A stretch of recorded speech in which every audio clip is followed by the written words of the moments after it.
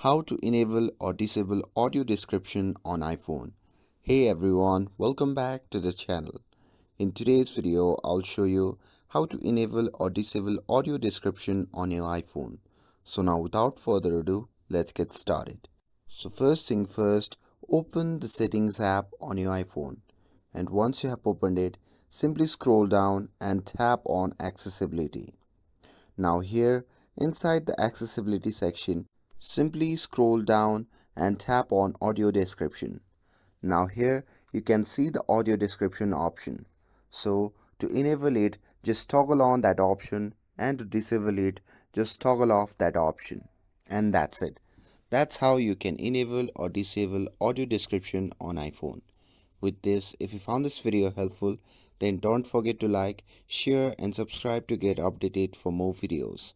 Thanks for watching, and I'll see you in the next video.